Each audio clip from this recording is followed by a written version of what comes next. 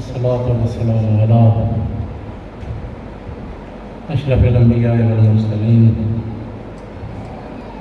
الرسول النبي الأمي الهاشمي سيدنا وشفيعنا أبي القاسم المصطفى محمد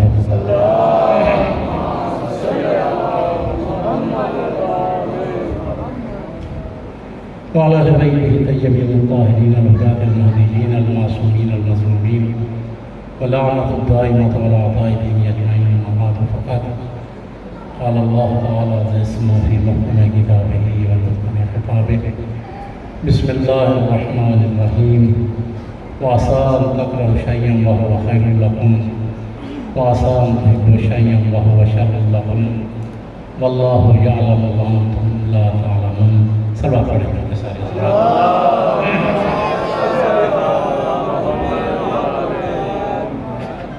والدین مرحومین سید حسن نادی یعنی سید عزیز احمد مرحوم وزوجہ مرحومہ اور سید زنفر حیدر مرحوم کے سال ثواب کے لیے مجلس ہے. آپ تمام حضرات سے التماس ہے کہ ایک دفعہ سورہ فاتحہ ان کے لیے اجازت دیں.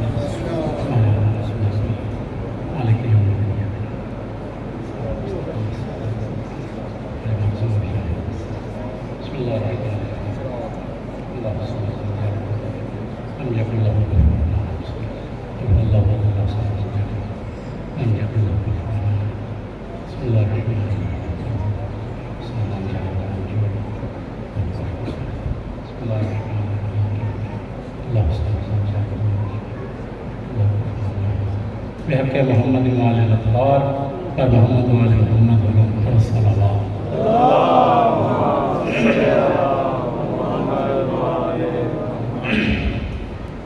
سب محترم محبان اہل بیت شیعان اہل بیت، میں نے آپ کے سامنے قرآن حکیم کی چند لفظوں کو تلاوت کرنے کا شرف حاصل کیا ہے، جس میں خدا ارشاد فرما رہا ہے وَعَسَىٰ أَن تَكْرَهُوا شَيْئًا وَهُوَ خَيْرٌ لَكُمْ وَعَسَىٰ أَن تُحِبُّوا شَيْئًا وَهُوَ شَرٌّ لَكُمْ وَاللَّهُ يَعْلَمُ وَأَنتُمْ لَا تَعْلَمُونَ. خدا ارشاد فرما رہا ہے کہ ہو سکتا ہے میرے بندو کہ تم کسی چیز کو ناپسند کرو مگر اسی میں تمہارے لیے فائدہ ہو. خدا اپنے علم اور بندوں کی جہالت کے متعلق ارشاد فرما رہا ہے کہ ہو سکتا ہے کہ تم کسی چیز کو ناپسند کرو اور اسی میں تمہارے لیے فائدہ ہو، اور ہو سکتا ہے کہ کسی شے کو تم پسند کرو اور اس میں تمہارے لیے شر ہو، اس لیے کہ اللہ بہتر جانتا ہے اور تم بہتر نہیں جانتے.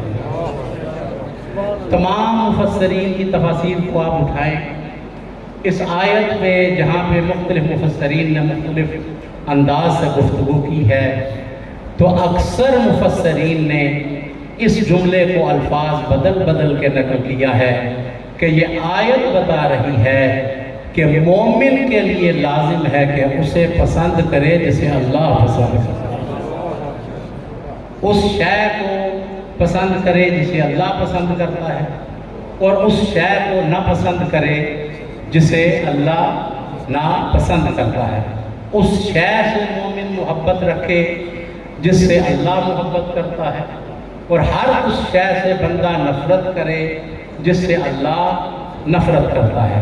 اور میرے بھائیوں یاد رکھیں کہ یہ ایک الہی اصول ہے کہ اللہ کی پسند کو پسند کرو، اور اللہ جس کو ناپسند کرے اسے ناپسند کرو.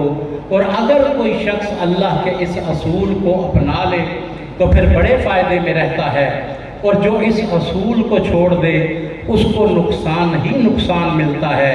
یاد رکھیے کہ جو اسے پسند کرے جسے اللہ پسند کرتا ہے ان کے حصے میں غدیر آیا کرتا ہے، اور جو اپنی مرضی کرتے ہیں ان کے حصے میں سقیفہ آ جائے.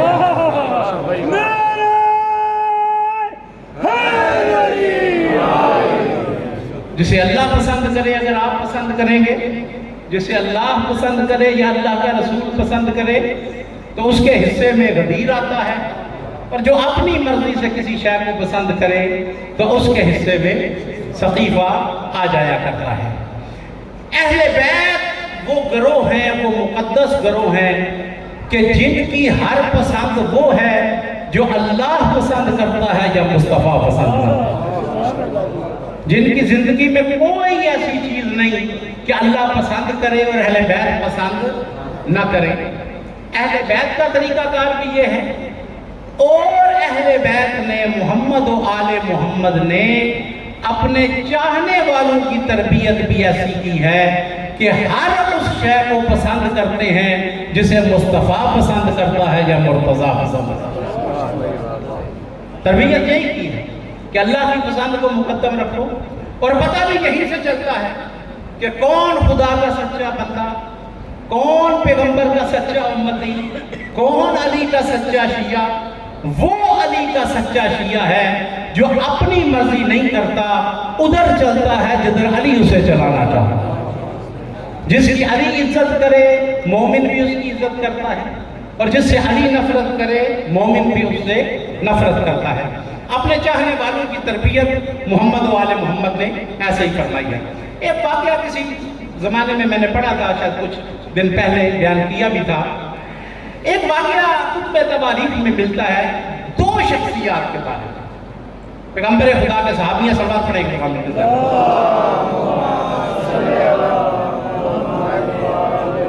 بالکل ملتا جلتا واقعہ۔ ایک صحابی کا نام ہے سعد اسود۔ اسود کہتے ہیں کالے رنگ کو، نام تھا سعد مگر رنگ کا کالا تھا، شکل کا خوبصورت نہیں تھا۔ ایک سعد اسود کے بارے میں روایت ملتی ہے، اور ایک حضرت جلیبیب، یہ بھی پیغمبر کے صحابی ہیں، ان کے بارے میں روایت ملتی ہے۔ اہل بیت کے چاہنے والے، اہل بیت سے محبت کرنے والے، اہل بیت کی سیرت پہ عمل کرنے والے۔ اب روایت کہتی ہے کہ یہ دونوں صحابی ایک وقت میں، ایک صحابی سعد اسود اور ایک حضرت جلیبیب، یہ پیغمبر کی بارگاہ میں تشریف لائے، رنگ کالا ہے، شکل کوئی اتنی خوبصورت نہیں، بدن سے پسینہ بہتا ہے۔ تو حضرت سعد اسود بھی پیغمبر کی بارگاہ میں آئے، تو آگے کہنے لگے یا رسول اللہ کہ جس محفل میں جاتا ہوں یا جس کے گھر میں جاتا ہوں، کوئی بندہ مجھے اپنے گھر میں داخل ہونے کی اجازت نہیں دیتا۔ میں جو حبشی ہوں، میں جو کالے رنگ کا ہوں، میرے بدن سے پسینہ بہتا ہے، کوئی بندہ جو ہے مجھے اپنے گھر میں داخل ہونے نہیں دیتا۔ تو یا رسول اللہ میرا سوال یہ ہے کہ دنیا میں لوگ مجھے اپنے گھر میں داخل نہیں ہونے دیتے، بس مجھے اتنا بتا دیں کہیں کالے رنگ کی وجہ سے جنت میں داخلے میں پابندی تو نہیں لگ جائے گی؟ ایسا تو نہیں کہ فرشتے کہیں کہ اتنی پیاری جنت ہے تو اس میں یہ کالا چھوٹا بندہ کدھر آ گیا کہ جنت میں پابندی تو نہیں؟ پیغمبر نے دیکھ کے ارشاد فرمایا نہیں، یہ دنیا کے معیار ہیں کہ کالے رنگ کو پسند نہیں کرتے، اللہ کا معیار یہ ہے اِنَّ أَكْرَمَكُمْ عِنْدَ اللَّهِ أَتْقَاكُمْ۔ اللہ گورے اور کالے رنگ کو نہیں دیکھتا، اللہ اسے پسند کرتا ہے جو تقویٰ کی منزلوں کو عبور کرتا ہے۔ نعرہ تکبیر، نعرہ رسالت، نعرہ حیدری۔ اچھا یا رسول اللہ، پھر تو میرے لیے خوشی کا مقام ہے۔ پیغمبر دیکھ کے ارشاد فرماتے ہیں، دونوں صحابہ کے بارے میں روایت ملتی ہے، کہا کہ سعد اسود جوان آدمی ہے، شادی کیوں نہیں کرتا؟ جوان آدمی ہے تو شادی عقد کیوں نہیں کرتا؟ کہنے لگا یا رسول اللہ لوگ گھر میں داخل نہیں ہونے دیتے تو رشتہ مجھے کون دے گا؟ پیغمبر نے فرمایا کہ فلاں انصاری کے گھر میں چلا جا، وہ جو بڑا رقبے والا ہے، وہ جو بڑا سردار ہے، وہ جو بڑا مال ناز والا ہے، اس کے گھر میں چلا جا اور جا کے ان سے کہے کہ مصطفیٰ کہتا ہے کہ اپنی بیٹی کا عقد سعد سے کر دو۔ پہلے جا کے سلام کر، دو پیغام پیغمبر نے دیے، پہلے جا کے سلام کرنا، اور سلام کرنے کے بعد وہاں پہ میرا پیغام دے، وہ جو انصاری سردار ہے، کہ تیری بچی کا عقد پیغمبر کہتے ہیں کہ سعد کے ساتھ کر دو۔ اب وہ آیا، سعد آیا، دستک دی، اب وہ انصاری سردار اپنے گھر سے باہر نکلا، روایت کہتی ہے کہ نکل کے دیکھتا ہے، کہنے لگا کہ کدھر آیا ہے؟ کہنے لگا خود نہیں آیا، مصطفیٰ نے مجھے بھیجا، مصطفیٰ نے مجھے، حبیب خدا نے مجھے تیری طرف بھیجا ہے۔ خوش ہوا، اور کہا کہ مصطفیٰ نے ایسے نہیں بھیجا، دو پیغام دیے ہیں۔ پہلے تو اللہ کی رحمت کہتی ہے، حبیب خدا کہتا ہے کہ انصاری سردار کو میرا سلام جا کے کہتے ہیں، انصاری سردار کو میرا سلام کہتے ہیں۔ روایت کہتے ہیں جب اس نے سنا نا تو اس نے آوازیں دینا شروع کی، گھر کے بندوں کو بلایا، اڑوس پڑوس کے لوگوں کو بلایا اور کہا کہ میرا مقابلہ کائنات میں کون کر سکتا ہے؟ مجھے اللہ کے حبیب نے سلام بھیجا، اللہ کے حبیب نے میری طرف سلام بھیجا ہے۔ اور ہر کوئی کہتا ہے کہ اس کو اس بات پہ ناز کرنا بھی چاہیے تھا کہ معمولی بندہ نہیں، اسے اللہ کا حبیب جو ہے وہ پیغام کے ذریعے سے سلام بھیج رہا ہے۔ تو میرے بھائیوں میں پھر کہا کرتا ہوں کہ جب ہر مسلمان چاہے وہ شیعہ ہو یا وہ سنی ہو، وہ کہتا ہے کہ اس انصاری سردار کا مقام بڑا بلند ہے، اس لیے کہ اسے اللہ کے رسول نے سلام کا پیغام بھیجا ہے، تو میں کہتا ہوں پھر دنیا کو غور کرنا چاہیے کہ اللہ کا حبیب خود نہیں آیا بلکہ ایک غیر معصوم نمائندہ بھیجا کہ جس نے جا کے سلام کا پیغام دیا، اور ہر کوئی کہتا ہے کہ اس کی شان بڑی بلند ہے۔ تو میں کہتا ہوں دنیا کو غور کرنا چاہیے کہ جس انصاری سردار کو مصطفیٰ کسی گناہگار کے ذریعے سے سلام بھیجے، جب اس کا کائنات میں کوئی مقابلہ نہیں کر سکتا، تو جن ہستیوں کے دروازے پہ روزانہ مصطفیٰ خود آ کے پڑھتا تھا، انما یرید اللہ لیذھب عنکم الرجس اہل البیت ویطہرکم تطہیرا، ان ہستیوں کا کائنات میں کون مقابلہ کر سکتا؟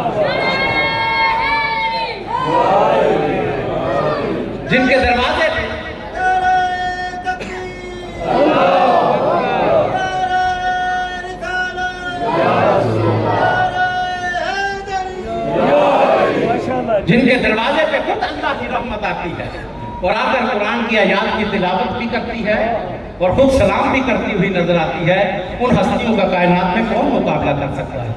پہلا پیغام دیا کہ اللہ کے حبیب نے سلام بھیجا ہے، سارے خوش ہو گئے، اور کہا دوسرا پیغام اللہ کی رحمت نے یہ دیا ہے کہ اے انصاری سردار، اللہ کا حبیب کہتا ہے کہ اپنی بیٹی کا عقد میرے ساتھ کرنا ہے۔ اب وہ جتنی خوشی تھی، روایت کہتے ہیں وہ ساری قبول ہو گئی۔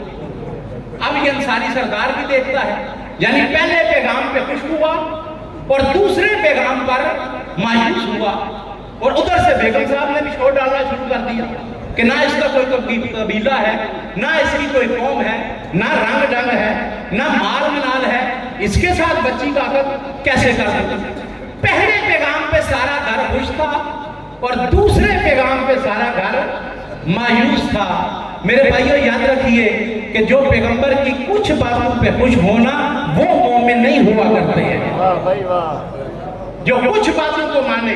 افتؤمنون ببعض الکتاب وتکفرون ببعض، قرآن کہتا ہے کیا قرآن کی، اللہ کی کتاب کی کچھ باتوں پہ ایمان لاتے ہو اور کچھ باتوں کو رد کر دیتے ہو؟ نہیں، اصلی مومن وہ ہوتا ہے جو قرآن کی بھی ہر بات کو مانتا ہے، جو اللہ کے حبیب کی بھی ہر بات کو مانتا ہے، ہر بات کو تسلیم کرتا ہے۔ اب جب دوسرا پیغام دیا کہ بچی کا عقد کر دو، تو گھر والے مایوس ہوئے۔ روایت کہتی ہے کہ انہوں نے کہا اچھا ٹھیک ہے، تم چلے جاؤ، ہم اللہ کے حبیب سے خود بات کر لیں گے۔ جب یہ سن کے وہ سعد اسود واپس جا رہا تھا تو یہ پیغام کی آواز اس بچی کے کانوں تک بھی جا پہنچی۔ اس بچی کو بھی پتا چلا کہ اللہ کے حبیب نے ایک بندہ بھیجا ہے، میرے لیے رشتہ بھیجا، مگر اخلاق میں کمی نہیں ہے، رنگ کا کالا ہے۔ روایت کہتی ہے بچی نے جب یہ سنا ہے تو فوراً اپنے باپ کو بلایا اور بلا کے کہا کہ وہ جو جا رہا ہے اسے واپس لے آؤ، خدا کی قسم اگر یہ واپس چلا گیا اس گھر سے ہر خیر بھی چلا جائے گا، ہر برکت بھی چلی جائے گا۔ اگر یہ واپس پلٹ کے چلا گیا اس گھر سے ہر خیر بھی چلا جائے گا اور ہر برکت بھی چلی جائے گی۔ کیوں؟ اس لیے باپ سے کہہ رہی تھی کہ یاد رکھو، اسے نہ دیکھو کہ کون آیا ہے، یہ دیکھو کہ بھیجا کس نے ہے، یہ دیکھو کہ بھیجا کس نے ہے، اور میں اسی کو پسند کرتی ہوں جس کو میرے لیے اللہ بھی پسند کرتا ہے، اس کا رسول بھی تو مومن اسی کو پسند کرتا ہے جسے اللہ پسند کرتا ہے، جس سے اللہ محبت رکھتا ہے. بس میرے بھائیو اسی آیت کے ذیل میں 2-3 باتیں کرنا چاہتا ہوں کہ کون سا بندہ ہے جو حقیقت میں اللہ سے محبت رکھتا ہے. اس آیت میں ایک لفظ حب آیا ہے، میں اس کی طرف متوجہ کرنا چاہتا ہوں کہ کون سا بندہ ہے کہ جو اصلی اللہ سے محبت کرتا ہے، جو حقیقت میں اللہ سے محبت کرتا ہے. پہلا نقطہ. اور دوسرا نقطہ، وہ کون سے بندے ہوا کرتے ہیں جن سے اللہ محبت کرتا ہے. ایک وہ کہ جن سے اللہ سے جو حقیقت میں محبت رکھتے ہیں، دعویٰ تو سارے کرتے ہیں نا، دعویٰ تو ہر بندہ کرے گا، مگر پہچاننا یہ ہے کہ وہ کون ہے جو حقیقت میں اللہ سے محبت کرتا ہے، اور وہ کون سی شخصیات ہیں کہ جن سے اللہ محبت کرتا ہے. میرے بھائیو ان 2 چیزوں کی طرف میں کچھ تھوڑا سا بیان کرنا چاہتا ہوں کہ اگر آپ چاہتے ہیں کہ آپ کو پتا چل جائے کہ اللہ سے حقیقت میں محبت کون کرتا ہے اور اللہ کس سے حقیقت میں محبت کرتا ہے، تو کم سے کم آپ کو 3 شخصیات کی زندگی کا مطالعہ کرنا ہوگا. کم سے کم آپ کو 3 شخصیات کی زندگی کا مطالعہ کرنا ہوگا. اگر آپ چاہتے ہیں کہ اللہ سے حقیقت میں کون محبت کرتا ہے تو آپ کو خلیل خدا کی زندگی کا مطالعہ کرنا ہوگا. اور اگر آپ چاہتے ہیں کہ آپ کو پتا چلے کہ اللہ کس سے محبت کرتا ہے تو حبیب خدا کی زندگی کا مطالعہ کرنا ہوگا. ماشاءاللہ جی بہت خوب. تیسری شخصیت کا تذکرہ بعد میں کروں گا. اگر آپ چاہتے ہیں کہ آپ کو پتا چلے کہ حقیقت میں اللہ سے کون محبت کرتا ہے تو پھر خلیل خدا کی زندگی کا مطالعہ کریں. حضرت ابراہیم، خلیل کا مقصد ہوتا ہے وہ دوست جو محبت کرتا ہے. حضرت ابراہیم کو جو اللہ نے خلیل قرار دیا ہے کہ تو اصلی خلیل ہے، تو مجھ سے اصلی محبت کرنے والا ہے، تو ان کی زندگی کا مطالعہ کریں کہ حضرت ابراہیم کی زندگی میں کیا تھا. امام جعفر صادق علیہ السلام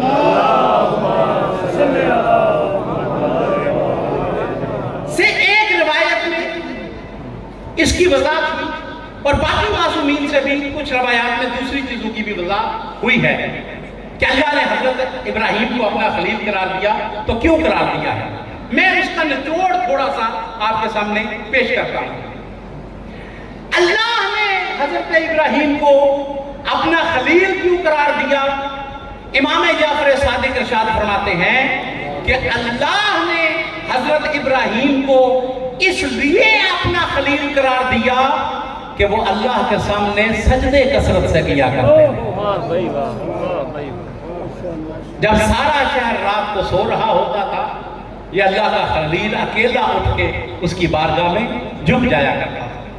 پہلی وجہ کہ اللہ نے خلیل کیوں قرار دیا، اس لیے کہ سجدے جو ہیں وہ کثرت سے کرتے ہیں. دوسری وجہ معصوم فرماتے ہیں کہ اللہ نے حضرت ابراہیم کو اس لیے اپنا خلیل قرار دیا کیونکہ یہ محمد و آل محمد پر درود کثرت سے پڑھا کرتا ہے.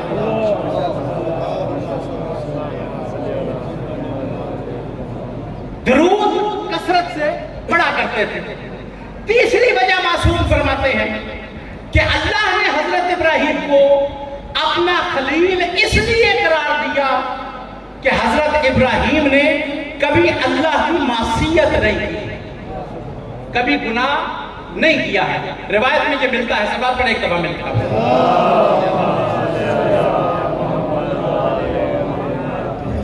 روایت میں یہ ملتا ہے کہ حضرت ابراہیم کی ریش اقدس میں ایک بال سفید آیا. ظاہر ہے کہ ایک عمر ہوتی ہے بندے کے، بال جو ہے وہ کالے ہوتے ہیں، پھر جب عمر بڑھتی چلی جاتی ہے تو پھر ایک بال سفید ہوتا ہے، پھر 2-3 ہوتے ہیں، پھر وہ بڑھتے چلے جاتے ہیں. تو حضرت ابراہیم علیہ السلام کی ریش اقدس میں جب پہلا بال سفید آیا نا، ایک دفعہ شیشے کے سامنے تھے تو انہوں نے دیکھا کہ ان کی ریش اقدس میں ایک بال جو ہے وہ سفید ہے. تو جیسے ہی دیکھا کہ میری ریش اقدس میں ایک بال سفید ہے، روایت کہتی ہے کہ فوراً اللہ کے حضور میں سجدہ ریز ہو گیا اللہ کا یہ خلیل، اور جھک کے کہنے لگا اے میرے خدایا، میرا کمال نہیں، یہ سارا تیرا کمال ہے کہ تو نے مجھے توفیق عطا کی کہ بال سفید ہونے تک آج تک ابراہیم نے تیری معصیت کا کوئی کام نہیں کیا۔ میری ریش میں بال سفید آ گیا، مگر تو نے کبھی نہیں دیکھا کہ تیرا خلیل کبھی تیری نافرمانی کرتا ہوا نظر آیا۔ میرے بھائیو، تین چیزیں ہوں گی، اور چوتھی اور آخری چیز جو روایت میں ہے کہ اللہ نے ان کو اس لیے اپنا خلیل قرار دیا کہ حضرت ابراہیم علیہ السلام اس لیے اللہ کے خلیل تھے کیونکہ وہ اللہ کا ذکر کثرت سے کیا کرتے ہیں۔ جو بھی موقع آتا خدا کا ذکر خود بھی کرتے اور دوسرے لوگوں کو بھی اللہ کے تذکرے کی طرف متوجہ کرتے۔ روایت کہتی ہے آئے ہیں فرشتے، قرآن میں بھی تذکرہ ہے اجمالاً اس واقعہ کا۔ فرشتے آئے ہیں عذاب لے کر، عذاب کی خبر دینے کے لیے آئے کہ ہم عذاب کے لیے آئے ہیں۔ انسانی شکل میں فرشتے اللہ کے خلیل کے سامنے آ کر بیٹھے، تشریف فرما ہوئے۔ حضرت نے دیکھا کہ کچھ مہمان، کچھ انسان آئے ہیں جو کہ شکل انسانی ہے، تو حضرت نے ایک بچڑا پورا بھون کے ان کے سامنے رکھ دیا۔ قرآن میں بھی تذکرہ موجود ہے کہ کوئی مرغا شرغا نہیں، کوئی بکری نہیں، بلکہ پورا بچڑا مہمانوں کے سامنے رکھ دیا۔ اب ظاہر فرشتے تھے، انہوں نے کھانا بھی نہیں تھا، تو حضرت نے دیکھا کہ کھاتے نہیں، تو حضرت نے کہا کہ بچڑا پورا تمہارے سامنے رکھا ہے تو کھاتے کیوں نہیں ہو؟ تو انہوں نے کہا جی کھانا شانا تو بعد کی بات ہے، پہلے آپ بتائیں کہ اس بچڑے کی قیمت کیا ہے۔ وہ خدا کا تذکرہ خود بھی کرنا، مخلوق کو متوجہ کرنا۔ کھائیں گے بعد میں، اگر کھانے کا موقع آیا آپ ہمیں بتائیں کہ اس بچڑے کی قیمت کیا ہے۔ دیکھ کے ارشاد فرمایا کہ اس بچڑے کی قیمت نہ درہم ہے، نہ دینار ہے، نہ چاندی کے سکے، نہ سونے کے سکے۔ اس بچڑے کی قیمت یہ ہے کہ کھانے سے پہلے بسم اللہ پڑھ لو اور جب کھا چکو تو اللہ کی حمد بھی بیان کرو۔ جب یہ بیان کیا نا اور فرشتوں نے جانا کہ اتنی عمر گزر گئی آج تک اللہ کی نافرمانی بھی نہیں کی، اور بہانے تلاش کرتے ہیں رب کے ذکر کی طرف لوگوں کو متوجہ کرنے کے لیے، تو فرشتے خوش بھی ہوئے اور فرشتے پریشان بھی ہوئے۔ اور جبریل کہہ رہا تھا خدا کی قسم حق بنتا ہے کہ اللہ کائنات میں تجھے خلیل بناتا ہوا نظر۔ نعرہ تکبیر، نعرہ رسالت، نعرہ حیدری۔ حق بنتا ہے کہ خدا تجھے اپنا خلیل بناتا ہوا نظر آئے۔ روایت میں کہ فرشتے بڑے خوش بھی ہوئے اور فرشتے حیران بھی ہوئے کہ اتنے کمالات والا بندہ۔ اور میں نے کہا کہ اگر کوئی چاہتا ہے کہ وہ یہ جان لے کہ جو اللہ سے محبت کرتے ہیں وہ کیسے ہوتے ہیں تو خلیل خدا کی زندگی کا مطالعہ کریں، اور اگر یہ جاننا چاہتا ہے کہ اللہ جن سے محبت کرتا ہے وہ کیسے ہوتے ہیں تو حبیب خدا کی زندگی کا مطالعہ کرے۔ اور میرے بھائیو لفظ دو ہیں، ایک ہے خلیل خدا اور ایک ہے حبیب خدا۔ الفاظ دو ہیں، بولنے میں بھی تقریباً ایک جیسے ہیں، مگر فرق زمین و آسمان کا ہے۔ روایات گواہ ہے کہ جس کے فضائل کو سن کر معصوم فرشتے حیران ہو جائیں اسے خلیل خدا کہتے ہیں، اور جس کے فضائل کو سن کر خلیل پریشان ہو جائے اسے حبیب خدا کہتے ہیں۔ ماشاءاللہ جی، حبیب خدا کی زندگی کی طرف بھی رجوع کرنا ہوگا۔ نہ اللہ کے خلیل نے زندگی میں کبھی کوئی معصیت کی اور نہ اللہ کے حبیب نے زندگی میں کبھی کوئی گناہ کا کام کیا ہے، نہیں کیا ہے۔ اللہ کے انبیاء گناہ کا کام نہیں کرتے ہیں۔ اور میں ایک جملہ کہا کرتا ہوں اگر آپ توجہ کریں، کتنی زندگی پیغمبر خدا نے دنیا میں گزاری ہے؟ وہ ہے 63 سال۔ کتنے ہیں؟ 63 سال۔ اچھا 63 سال جو پیغمبر کی زندگی ہے نا وہ اسلامی کیلنڈر کے مطابق ہے۔ اسلامی کیلنڈر کے مطابق جو 63 سال ہے، کیا فرق ہے اسلامی کیلنڈر میں اور جو ہمارا چل رہا ہے اس میں؟ عام جو سال ہے جو ہم شمار کرتے ہیں وہ ہے 364 یا 365 ایام کا، مگر اسلامی سال جو ہے وہ ہوتا ہے 355 ایام کا۔ اسلامی سال 10 दिन जो है वो छोटा हुआ करता है। अच्छा, पैगंबर ने जिंदगी दुनिया में साल कितने गुजारे? वो है 63 साल। अगर ये जो हमारा जो कैलेंडर चल रहा है इस लिहाज से देखें तो वो फिर एक आध साल जो है वो कम हो जाएगा। पैगंबर खुदा ने कुछ दिन भी गुजारे, पैगंबर खुदा ने करोड़ों घंटे भी गुजारे हैं। पैगंबर खुदा की जिंदगी के लम्हात कितने गुजरे हैं दुनिया में? वो कमो बेश 2 अरब लम्हात हैं। यानी अगर आप ज़रब दें ना 355 के साथ 63 को, फिर 365 अयाम करें, फिर 24 घंटे करें, फिर 60 के साथ ज़रब दें, मिनट बनाएं, फिर 60 से ज़रब दें और उसके बाद आप जो है वो इसके सेकंड बनाएं, तो कमो बेश अल्लाह के हबीब ने 2 अरब लम्हात दुनिया में गुजारे हैं। पर मैं कहा करता हूँ सैयद आपके बाबा की शान का मुकाबला कायनात में कौन कर सकता है जो 2 अरब लम्हे दुनिया में गुजारे और जिसकी जिंदगी का एक लम्हा भी किसी गुनाह में सरफ ना हो, उसे सैयदा का बाबा कहा जाता है। पैगंबर खुदा की जिंदगी का भी मुताला करना होगा मेरे भाइयों। मामूली शख्सियत नहीं कि जिसके सामने पूरी कायनात का मौला अली इब्न अबी तालिब सर झुका के कहता है अना अब्दुल मिन अबीद मोहम्मद, मैं मोहम्मद के गुलामों में से एक गुलाम हूं। मेरा कहना कि मैं पैगंबर का गुलाम हूं, पैगंबर की शान का पता नहीं चलता।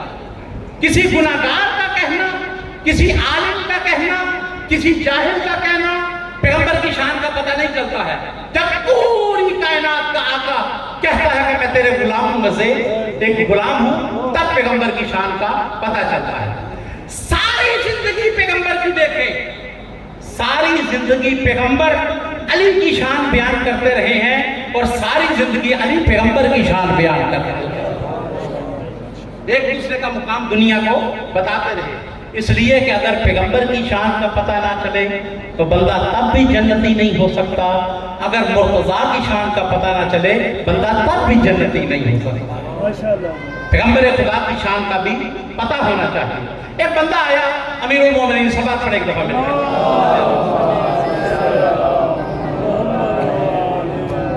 मौला अली के पास एक बंदा आया, कहने लगा या अली दिल चाहता है कि आज ना आप मेरे सामने बैठ के घंटे चाहे 2 ले लें, 4 ले लें, 10 ले लें, पैगंबर के जितने भी फजाइल है ना आज सारे ही मेरे सामने में।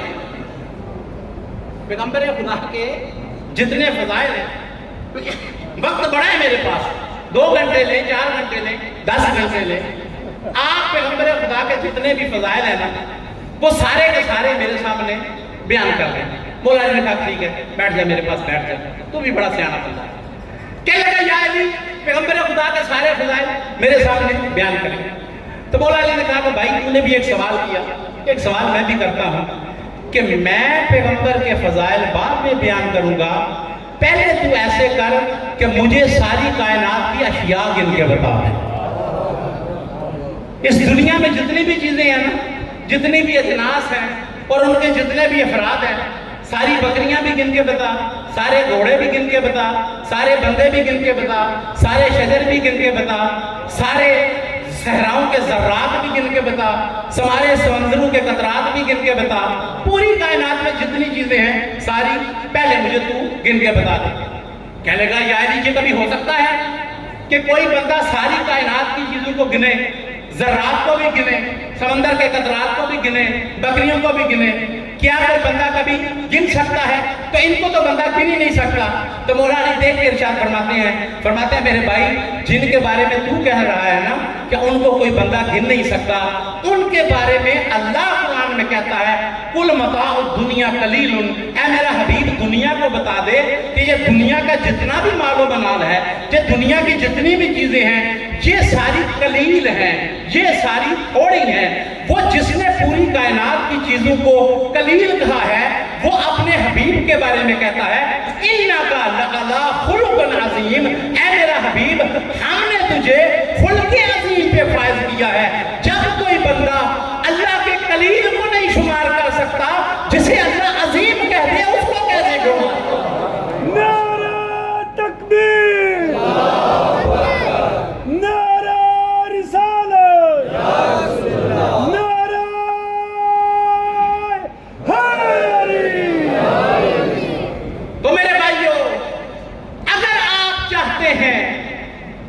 کہ ان بندوں کا پتہ چلے کہ جو اللہ سے حقیقی محبت کرتے ہیں تو خلیل خدا کی کتاب کی سیرت کا مطالعہ کریں، اور فقط مجلس نہ سنیں، مطالعہ کرنے کا مطلب ہے کہ پھر مطالعہ کریں۔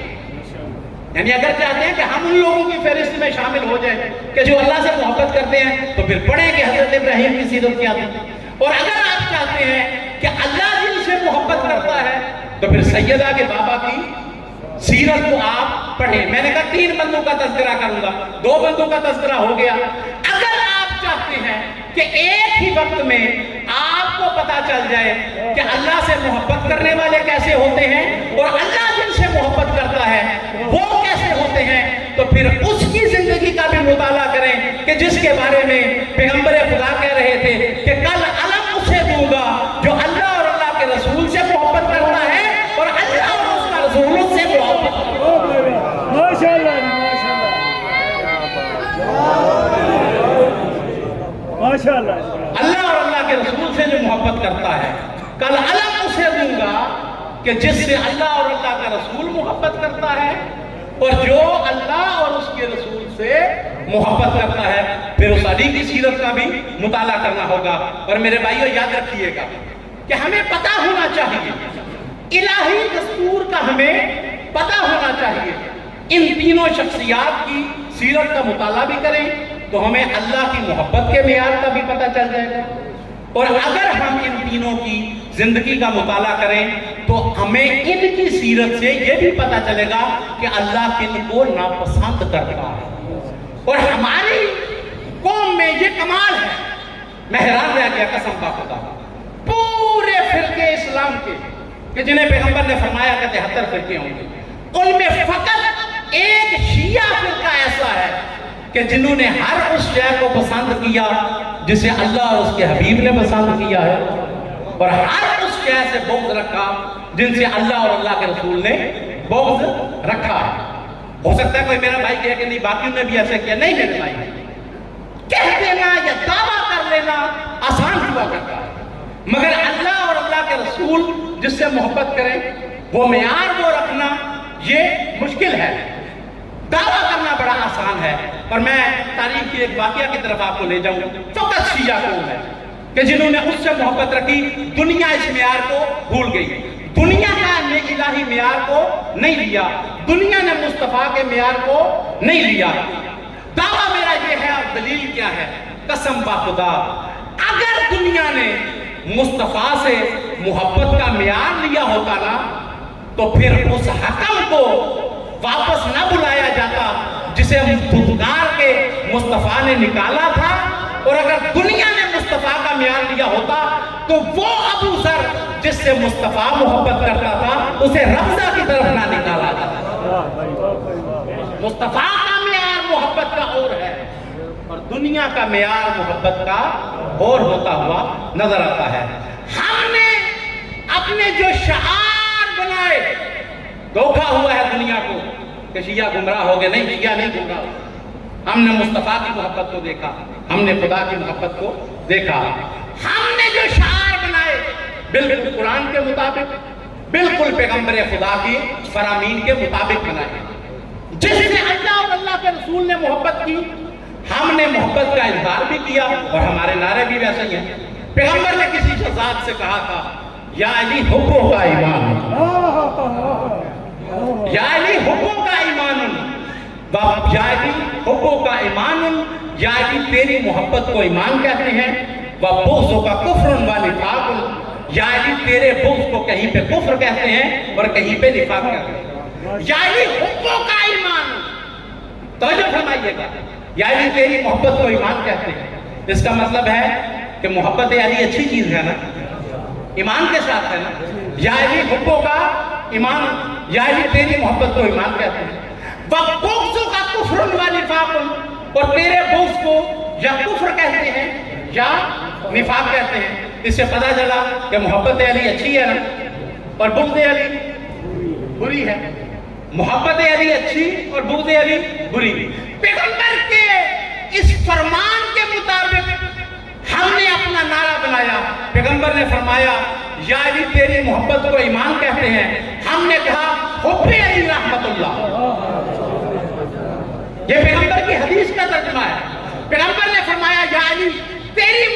ایمان کہتے ہیں اور تیرے بغض کو کفر و نفاق کہتے ہیں. ہم نے دو ہی نعرے بنائے ہیں. ہم نے کہا یا علی حب علی رحمت اللہ، بغض علی لعنت اللہ. جس کو پیغمبر کی یہ حدیث پسند ہے مل کے ایک دفعہ صلوات پڑھ دیجیے.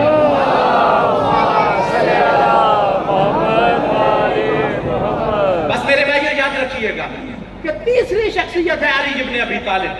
محبت میں کمی نہیں آنی چاہیے. ان کی محبت میں بندے کو غرق ہو جانا چاہیے. ان کی محبت کی طرف ہر بندے کو آنا چاہیے. اور کیوں اس سے محبت نہ کریں اور کیوں علی کی شان کے قصیدے نہ پڑھیں؟ خدا کی قسم علی وہ ذات ہے جس کی شان میں دشمن بھی قصیدے پڑھتے ہوئے نظر آتے ہیں. اور کہا تھا ابن ابی الحدید معتزلی نے آج سے 600 سال پہلے شرح نہج البلاغہ اس سنی عالم نے جب لکھی تھی تو اس نے کہا تھا، کہنے لگا خدا کی قسم جب میں نے علی کی سیرت کو پڑھا ہے تو میں حیران رہ گیا ہوں کہ علی کی ذات عجیب معجزانہ ذات ہے.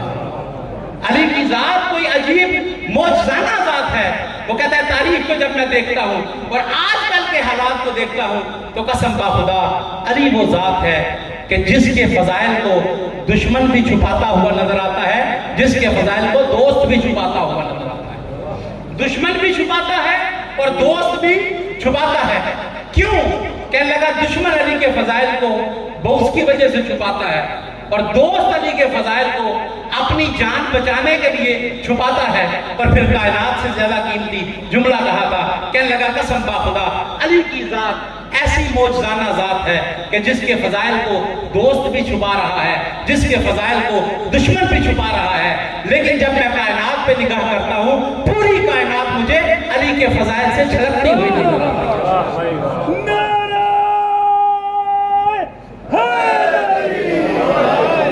علی کے فضائل پڑھنے پہ دشمن بھی مجبور ہوتا ہوا نظر آتا ہے. دو دشمن ہیں علی کے تاریخ کے آئینے میں دیکھیں جو سب سے بڑے دشمن ہیں. دو دشمن ہیں علی کے، ایک ہے حاکم شام اور ایک ہے اس کا وزیر. دونوں بیٹھے ہیں، دونوں رات کے وقت جو ہیں وہ دربار میں بیٹھے ہیں، اکیلے بیٹھے ہوئے ہیں. کسی علاقے کا خراج آ گیا. حاکم شام نے دیکھ کے کہا کہ اے عمر بن العاص اگر دن کے وقت آتا تو مجبوراً یہ پھر مجھے بیت المال میں بیچنا پڑتا، لیکن ایسے وقت میں مال آیا ہے یا تو ہے یا میں ہوں، تو پھر یا تیرا ہے یا میرا ہے. مال آیا یا تیرا یا میرا، بیت المال میں بیچنے کی ضرورت نہیں ہے. اچھا ایسے کرتے ہیں کہ ہم دونوں ایک کھیل کھیلتے ہیں، تو بھی دشمن علی ہے اور میں بھی دشمن علی ہوں. ایسے کرتے ہیں کہ ہم دونوں علی کی شان میں ایک ایک شعر کہتے ہیں، جس کا شعر اچھا ہوگا مال اسی کو مل جائے گا. تو بھی دشمن علی اور میں بھی دشمن علی. تو بھی علی کی شان میں ایک شعر کہہ اور میں بھی کہتا ہوں. اب وزیر بھی سیانہ بندہ تھا، اس نے کہا اگر میرا شعر ہوا اچھا اور میں نے پہلے کہہ دیا تو اس نے تو کھیل کو ختم کر دینا. اس نے کہنا میں نے کون سا شعر کہنا ہے، میں تو فقط دیکھ رہا تھا کہ تو علی کا دشمن ہے کہ علی کا دوست ہے. تو لہٰذا اس نے کہا نہیں جناب آپ حاکم ہیں، آپ بادشاہ ہیں، پہلے آپ ارشاد فرمائیں. تو پہلے آپ علی کی شان میں شعر کہہ دیں اور اس کے بعد پھر میں بھی کچھ عرض کروں گا. تو حاکم شام نے جو شعر کہا ہے صاحب تہذیب المتین نے اس روایت کو نقل کیا. وہ کہتا ہے دیکھ کے حاکم شام نے کہا خیر البریہ بعد احمد حیدر، خیر البریہ بعد احمد حیدر فالناس ارض والوسیع سماؤ. کہنے لگا قسم با خدا محمد عربی کے بعد اگر کائنات میں جو سب سے بلند تر ہے وہ ابو طالب کا لال بنتا ہوا نظر آتا ہے. غیر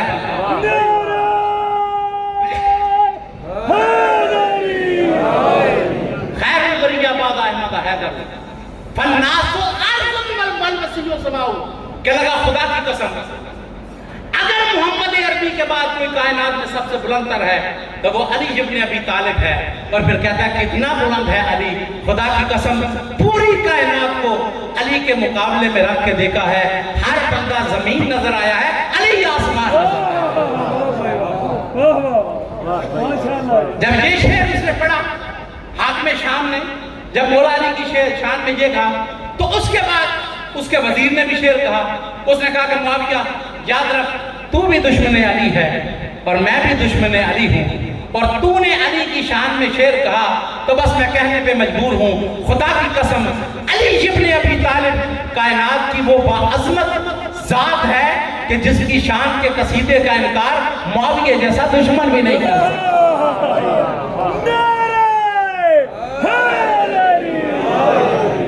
علی کے فضائل کا انکار معاویہ جیسا دشمن بھی نہیں کر سکتا ہے۔ بس آگے روایت میں نے الفاظ نہیں پڑھے، آپ خود فیصلہ کر لیں کہ یہ مال معاویہ صاحب کو ملنا چاہیے یا ہمارے ابن عباس کو۔ تو میرے بھائیوں، تین شخصیات کی طرف رجوع کریں۔ ایک ہے ان ہستیوں سے محبت رکھنا، یہ موضوع ایسا ہے کہ پورے محرم میں پڑھنے والا ہے، لیکن ان ہستیوں سے تو محبت رکھنی ہے، لیکن ایک اور بات ہے کہ دنیا میں ہمیں کس سے محبت رکھنی ہے۔ معصومین سے تو محبت رکھنی ہے، مگر دنیا میں ہمیں کس سے محبت رکھنی ہے۔ معصوم ارشاد فرماتے ہیں کہ دنیا والوں یاد رکھو، جب بھی محبت کرنا دنیا دار سے محبت نہ کرنا، دیندار سے محبت کرنا، دنیا دار سے محبت نہ کرنا۔ پھر معصوم ارشاد فرماتے ہیں یاد رکھو کہ دنیا دار سے محبت رکھو گے نا تو نقصان یہ ہوگا، اگر تم غریب ہو جاؤ گے تو تم سے جان چھڑائے گا۔ دنیا دار سے محبت ہے نا، جا کے دستک دیں گے اور کہیں گے بیٹا ابو ہیں، تو ابو جی اندر سے کہہ دیں گے کہ کہہ دو کہ ابو گھر نہیں ہے۔ دنیا دار سے محبت کی ہے نا، فرماتے ہیں نقصان کیا ہے، دیندار سے محبت کرو۔ فرماتے ہیں دنیا دار سے اگر محبت کرو گے تو نقصان یہ ہوگا کہ اگر تم غریب ہو جاؤ گے تو وہ تم سے جان چھڑائے گا، اور اگر تم اس سے امیر ہو جاؤ گے تو وہ تم سے حسد کرنا شروع کر دے گا۔ دنیا دار سے محبت نہ کرو، دیندار سے کرو۔ اور اس کے لیے معصوم نے جو ہے وہ تین چیزیں بیان فرمائی ہیں۔ بس آخری بات دو جملے مصاحب فرماتے ہیں کہ اگر کسی بندے کا پتا ہو کہ یہ نیک ہے، مقدس ہے، دیندار ہے تو اس سے محبت کرو۔ اگر کسی بندے کے بارے میں پتا نہیں کہ وہ کیسا ہے، پتا نہیں ہے کہ وہ بندہ کیسا ہے، پھر معصوم فرماتے ہیں کہ اگر کسی بندے کا پتا نہیں نہ کہ وہ کیسا ہے تو پھر ایسے کرو کہ اس کے دوستوں کو بھی دیکھ لو، اس کے دشمنوں کو بھی دیکھ لو۔ دو طریقے، اس کے دوست دیکھو کیسے ہیں کہ دیندار ہیں، شرفاء ہیں، اعلیٰ ظرف ہیں، تو پھر دوست اگر اچھے ہیں تو وہ بھی اچھا ہوگا۔ اس لیے کہ معصوم فرماتے ہیں کہ یاد رکھو ہر بندہ اپنے جیسی جنس والے کے پاس جاتا ہے جیسے ہر پرندہ اپنی شکل والے پرندے کے پاس جاتا ہے۔ ایک طرف کبوتر بیٹھے ہوئے ہیں، ایک طرف چڑیا بیٹھی ہوئی ہیں، ایک طرف کبے بیٹھے ہوئے ہیں، تو اگر کبوتر آئے گا تو وہ کبوتروں میں بیٹھنا پسند کرتا ہے، وہ کبوں میں بیٹھنا پسند نہیں کرتا ہے۔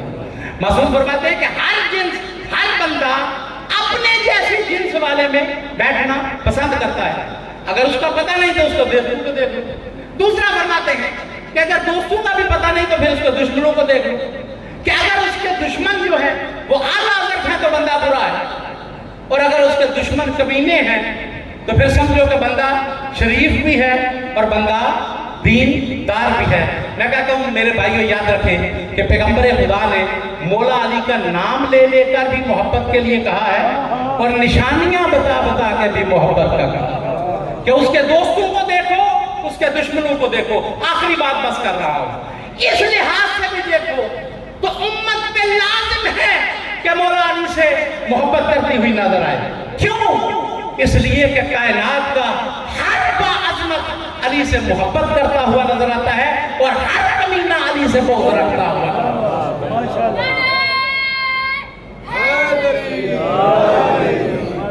ہر باعظمت علی سے محبت رکھتا ہے، چاہے پیغمبر کے دور میں ہو، چاہے پیغمبر کے دور سے پہلے ہو۔ پیغمبر کے دور سے پہلے بھی باعظمت علی سے محبت کرتے ہیں۔ کیا خیال ہے، حضرت آدم مولا علی سے محبت کرتے ہیں کہ نہیں؟ آدم علی سے محبت کرتا ہے، نوح علی سے محبت کرتا ہے، عیسیٰ علی سے محبت کرتا ہے، موسیٰ علی سے محبت کرتا ہے، ابراہیم علی سے محبت کرتا ہے، اور پیغمبر کے دور میں بھی جو اعلیٰ ظرف ہیں وہ مولا علی سے محبت کرتے ہوئے نظر آتے ہیں۔ اور میرے بھائیوں میں دعویٰ کر رہا ہوں، دلیل کے لیے آپ تاریخ کو دیکھیں، مجالس کو آپ سنتے رہتے ہیں، ہر باعظمت پیغمبر کے دور کا مولا علی سے محبت کرتا ہوا نظر آتا ہے. جسے پیغمبر کہے نا تو ایمان کے 8ویں درجے پہ ہے وہ علی سے محبت کرتا ہوا نظر آتا ہے. جسے پیغمبر کہے نا تو ایمان کے 9ویں درجے پہ ہے وہ علی سے محبت کرتا ہوا نظر آتا ہے. جسے پیغمبر کہے نا تو ایمان کے 10ویں درجے پہ ہے وہ علی سے محبت کرتا ہوا نظر آتا ہے. جسے پیغمبر کہے نا کہ تو جنتی ہے وہ علی سے محبت کرتا ہوا نظر آتا ہے. جنہیں پیغمبر کہے نا تم جنتیوں کے سردار ہو وہ علی سے محبت کرتا ہوا نظر آتا ہے. جس مستور کو پیغمبر کہیں کہ تو جنتی ہے وہ علی سے محبت کرتی ہوئی نظر آتے ہیں. جس مستور کو پیغمبر کہیں تو جنتی عورتوں کی سردار ہے وہ علی سے محبت کرتی ہوئی نظر آتی ہے. جنہیں پیغمبر کہیں کہ تم متقین ہو وہ علی سے محبت کرتے ہوئے نظر آتے ہیں. جنہیں پیغمبر کہیں کہ تم متقین اور مومنین ہو وہ علی سے محبت کرتے ہوئے نظر آتے ہیں. اللہ کا قرآن علی سے محبت کرتا ہوا نظر آتا ہے. نبیوں کا سلطان علی سے محبت کرتا ہوا نظر آتا ہے. عرش پہ رب رحمان علی سے محبت کرتا ہوا.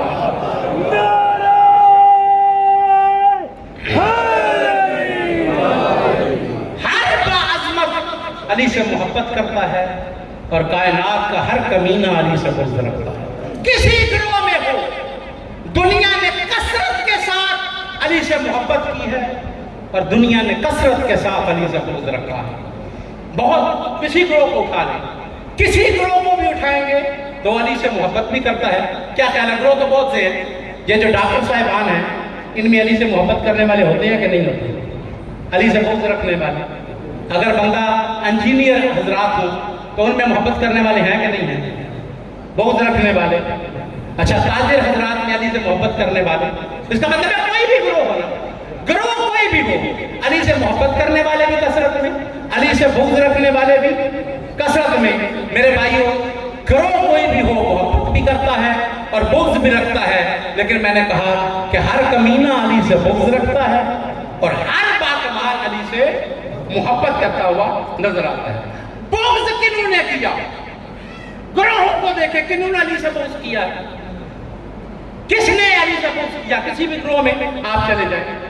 مارکین نے علی سے بغض کیا ہے, قاسطین علی سے بغض رکھتے ہیں, مارکین علی سے بغض رکھتے ہیں, مشرک علی سے بغض رکھتے ہیں, جاہل علی سے بغض رکھتا ہے, جاہل کا سردار علی سے بغض رکھتا ہے, مشرک علی سے بغض رکھتا ہے, مشرکین کا سردار علی سے بغض رکھتا ہے, کافر علی سے بغض رکھتا ہے, کافروں کا سردار علی سے بغض رکھتا ہے, جہنمی علی سے بغض رکھتا ہے, جہنمیوں کا سردار جسے پیغمبر نے کہا تھا کیا مال کو قتل کرنے والا علی سے بغض رکھتا ہے, جو 300 کی اونٹنی پیغمبر کو 900 میں بیچے علی سے بغض رکھتا ہے, جو پیغمبر کی رسالت میں شک کرے علی سے بغض رکھتا ہے, جس کے اندر شرک چیوٹی کی چال چلے علی سے بغض رکھتا ہے. دنیا کا ہر کمینہ جو ہے وہ علی سے بغض رکھتا ہے. پیغمبر کے بدن پہ حملہ کرنے والے علی سے بغض رکھتے ہیں, پیغمبر کے مشن پہ حملہ کرنے والے علی سے بغض رکھتے ہیں, پیغمبر کے ذہن پہ حملہ کرنے والے علی سے بغض رکھتے ہیں. دنیا کا ہر کمینہ جو ہے وہ علی سے بغض رکھتا ہوا نظر آتا ہے. گروہ کوئی بھی ہو, اور میرے بھائیوں میں کہا کرتا ہوں جسے پیغمبر کہے نا کہ تجھ پہ ہوا کے کتے بھونکیں گے وہ بھی علی سے بغض رکھتی ہے. جسے اللہ قرآن میں کہے کہ تیرا دل ٹیڑھا ہو گیا ہے وہ بھی علی سے بغض رکھتی ہے.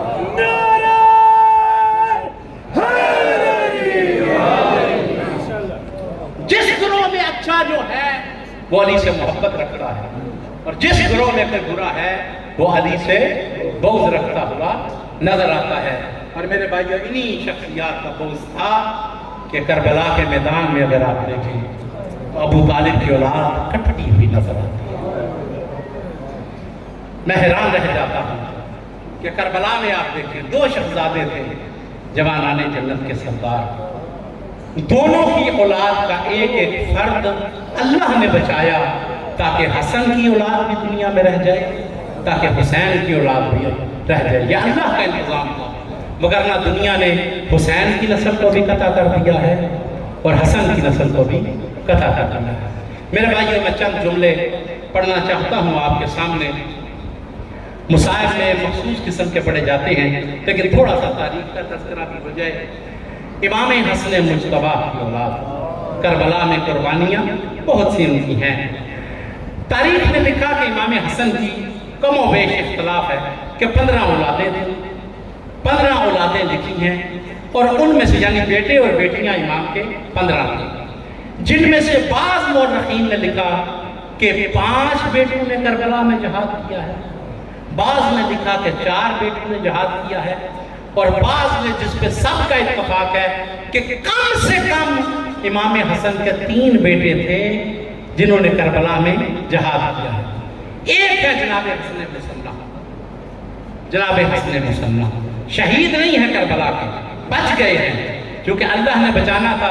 ایک حسین کا زین العابدین اللہ نے بچا دیا اور ایک امام حسن کا، اور پھر میں حیران ہوں، خدا کا انتظام ہے، خدا کا انتظام ہے کہ امام زین العابدین کی شادی امام حسن کی بیٹی کے ساتھ اور امام حسن کے بیٹے حسن مسنہ کی شادی امام حسین کی بیٹی کے ساتھ، یعنی دنیا میں جو نسل چلی ہے امام حسن کی تو نجیب الطرفین سید، اور دنیا میں جو امام حسین کی نسل چلی ہے تو نجیب الطرفین سید سامنے آیا ہے۔ تو میرے بھائیو، جناب حسن مسنہ کربلا کے مجاہدین میں شمار ہوتے ہیں، گئے ہیں، حملہ کیا، اور علی کے اس پوتے نے ایسے رنگ میں جنگ کی ہے کہ دنیا کو علی کی جنگ یاد آ گئی ہے۔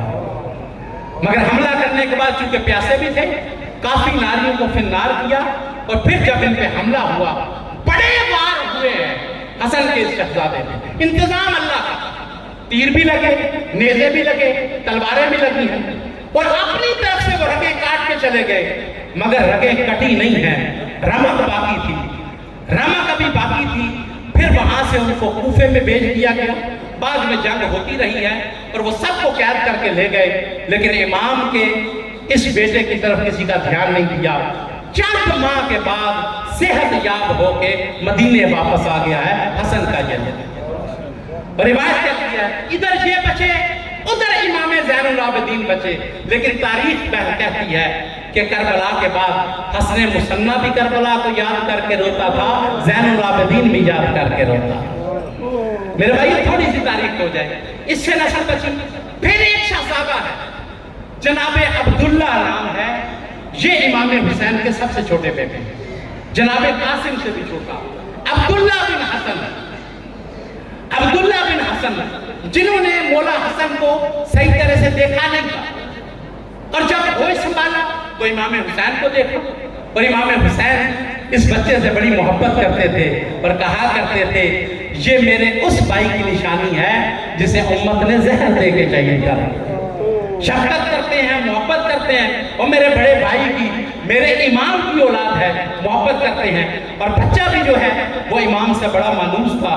بس عزادار روایت کہتی ہے کہ جب اصغر بھی شہید ہو گیا نا، اور زہرا کا لال جہاد کرنے کے لیے گیا ہے، زینے ذوالجناح سے اترے ہیں، جب اترے تو پہلے وصیت کر کے گئے تھے میری بہن زینب حسن کی اس نشانی کا دھیان رکھنا، حسن کی اس نشانی کا دھیان رکھنا، یہ چھوٹا بچہ ہے اس کا دھیان رکھنا۔ لیکن عزاداروں، جب مولا زینے ذوالجناح سے اترے ہیں، روایت کہتی ہے جب اترے ہیں اور دشمن حملہ کر رہے تھے، اس بچے نے دیکھا کہ ایک کمینہ تلوار لے کے زہرا کے لال پہ حملہ کرنا چاہتا ہے۔ بچہ خیمے سے نکل کے دوڑا ہے اپنے امام کی نصرت کے لیے۔ روایت کہتی ہے کہ امام نے دیکھ کے کہا بہن زینب حسن کی اس نشانی کو پکڑ لو، بچہ میری طرف نہ آنے جائے۔ لیکن بچہ دوڑ کے آیا ہے، وہ کمینہ تلوار لے کے حملہ کرنا چاہتا تھا۔ بچے کو کچھ سمجھ نہیں آئی اور میں امام کا دفاع کیسے کروں، اس نے تلوار سے حملہ کیا، بچے نے اپنے ہاتھوں کو آگے کر دیا ہے اور میرا امام کسی طرح سے بچ جائے۔ بس وہ ہاتھ کٹ کے امام کی گود میں گرے، امام نے بچے کو اپنی گود میں لیا، اور وہ کمینہ وہ جس نے مولا حسین کے اصغر کو شہید کیا تھا، حرملہ نے اپنے تیر کو اٹھایا، 3 شعبہ تیر آیا، حسن کا یہ لال حسین کی گود میں شہید ہوا۔ بس 2 جملے امام کے تیسرے بیٹے کے پڑھنا چاہتا ہوں کہ آپ کہہ رہا تھا، قاسم کہہ رہا تھا مولا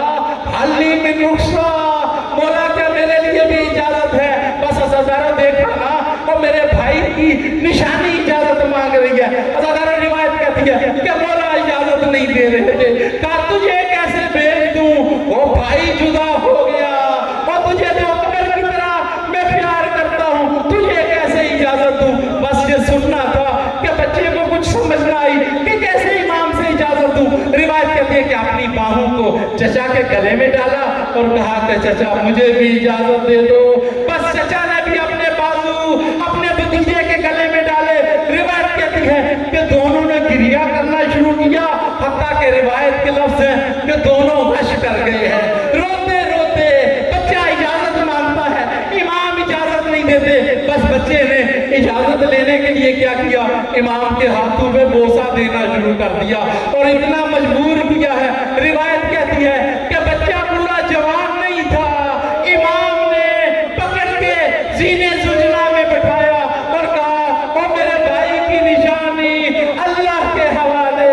خیمے سے نکلے، گھوڑے پہ سوار کیا. لیکن عزیزانو، روایت کہتی ہے، آخری جملہ کہنا چاہتا ہوں، روایت کہتی ہے کہ جب سوار کیا تھا نا، خیمے سے جناب قاسم نکلے تو حمید بن مسلم کہتا ہے خدا کی قسم میں دیکھ رہا تھا کہ خیمے سے اتنا اچھی شکل کا بچہ نکلا کہ یوں لگتا تھا جیسے بادلوں کی اوٹ سے کوئی چاند نکل رہا ہو، وہ حسن کے حسن کا وارث کوئی چاند نکل رہا ہو. بس میں اتنا پوچھتا ہوں، جو دشمن کی نظر میں چاند تھا وہ ماں کی نظر میں کیا ہو؟ وہ ماں نے کیسے بھیجا؟ بس عزیزانو، گیا ہے یہ بچہ، سر پہ تلوار پڑی، زخمی ہوا، زخمی حالت میں بھی 70 ناریوں کو فنار کیا ہے. اور فنار کرنے کے بعد روایت کہتے ہیں ایک وقت وہ آیا کہ بچہ جب زمین پہ گرا، مشرق کے گھوڑے مغرب اور مغرب کے گھوڑے مشرق دوڑ گئے، بند کھل گئے ہیں، جوڑ کھل گئے ہیں اور مولا اٹھا کے لائے. اور روایت کہتی ہے محبت اس سے اتنی تھی جتنی اکبر سے تھی. ایک طرف اکبر کا لاشا رکھا، ایک طرف قاسم کا لاشا، ایک ہاتھ رکھا اکبر کے سینے پہ، ایک قاسم پہ سینے پہ، اور لوہا شروع کیا. واہ غربتا، آئے حسین کی غربت. حسین کا اکبر بھی شہید ہو گیا اور حسن کا اکبر قاسم بھی شہید ہو گیا. ماتم حسین، ماتم مظلوم.